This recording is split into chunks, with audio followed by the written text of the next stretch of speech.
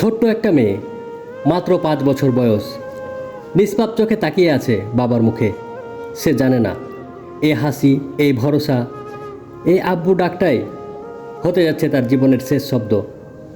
জাহেলি যুগ, মেয়ে সন্তান যেন ছিল এক অভিশাপ। লোকজন হাসতো, গালি দিত, নিন্দা করত।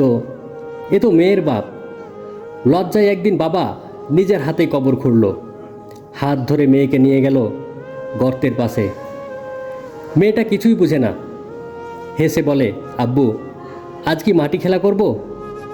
বাবা মাথা নাড়ল, চোখে পানি, কিন্তু মুখ শক্ত করে মেয়েকে তুলে নামিয়ে দিল সেই গর্তে। মেয়েটা তখনও খেলছে, মনে হলো একটা নতুন খেলার মাঠ। কিন্তু হঠাৎ পেছন থেকে একটা মাটির ঢেলা এসে পড়ল, আর একটা। মেয়েটা চমকে উঠল, বলল, আব্বু, তুমি কেন আমাকে মাটি মারছ? শেষবার ডাকে, আব্বু। আর কোনো শব্দ আসে না, চিরতরে নিঃশব্দ হয়ে যায় সেই কণ্ঠ। সময়ের পরিক্রমায় সেই বাবা একদিন ইসলামের আলোয় আলোকিত হন। রাসূল সাল্লাল্লাহু আলাইহি সাল্লামের কাছে এসে কাঁদতে কাঁদতে বলেন, ইয়া রাসূলুল্লাহ, আমি একসময় অন্ধ ছিলাম। আমি আমার মেয়েকে নিজ হাতে পুঁতে ফেলেছিলাম। এই বলে তিনি কাঁদতে থাকেন।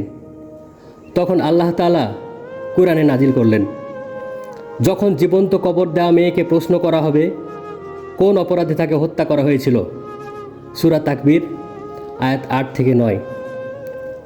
ইসলাম সে অন্ধকার যুগে অবসান ঘটায়। রাসূল সাল্লাল্লাহু আলাইহি সাল্লাম বলেন, যে কন্যা সন্তানকে ভালোবাসে, লালন পালন করে, আল্লাহ তাকে জান্নাত দান করবেন। আজ আমরা কন্যা সন্তান পেলে মুখ ভার করি না তো? আবার কেউ কেউ গর্ভে মেয়ে শিশুকে নষ্ট করে দেয়। ভেবে দেখুন, আমরা কি তবে আবার সেই জাহেলিয়াতের পথে